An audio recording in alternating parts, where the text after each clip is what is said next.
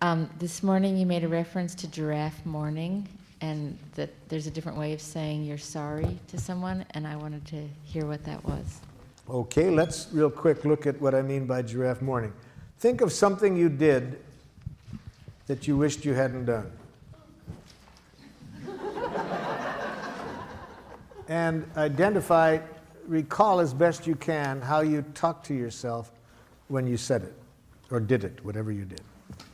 So, what did you do that you wished you hadn't done after you had done it? And give me a sample of what you said to yourself when you did it. You have one in mind?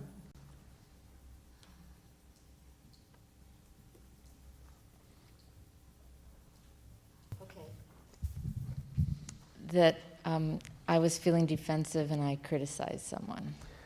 So, what you did is you said some things to another person that you wished you hadn't done. Right. Okay, and what did you say to yourself when you did that?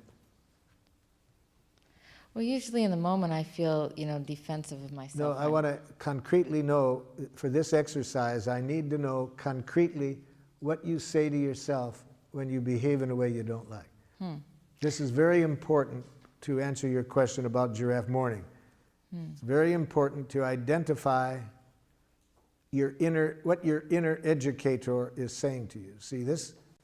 All of us have an inner educator whose function it is to educate us when we are less than perfect. Now, most of us made the mistake of sending our inner educator off to a brutal jackal academy for inner educators. And so it's important to be conscious of how our inner educator talks to us. So that's what I'm asking you. When you said what you did to your husband, what did your inner educator, how did your inner educator try to educate you? It said what to you about what you had done? In the moment or later? Either one. Well, the point when I start to feel regret or sorry is later. Which at any point, what did you say to yourself about what you had done? Okay. I said, I'm a bad person. Now that's enough, you see.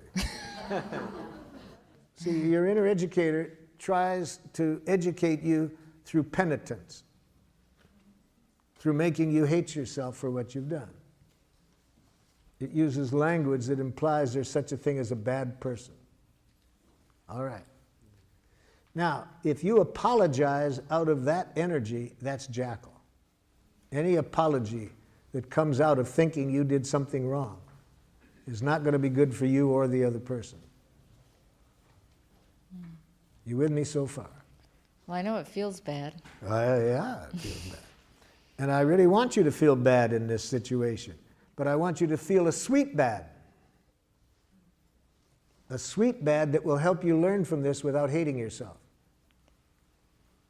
When you have a thought in your head that you're a bad person, that's ugly bad. That's a punitive bad. That'll first of all make it hard to learn.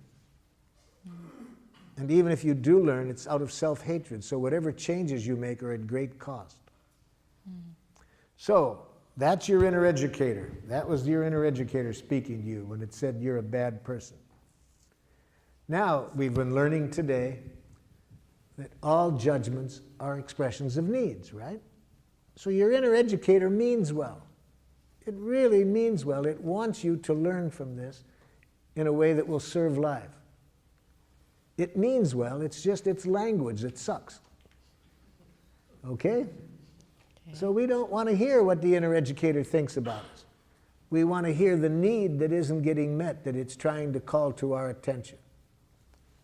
So what need is your inner educator trying to bring to your attention that you didn't meet by how you behaved?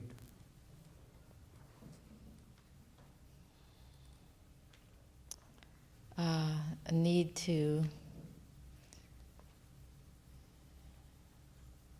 be in relationship with the other person. A need in what kind of relationship? A mutual understanding, respectful. Right. So it didn't meet your need for respecting and understanding the other person. Yeah. And how do you feel when that need isn't met?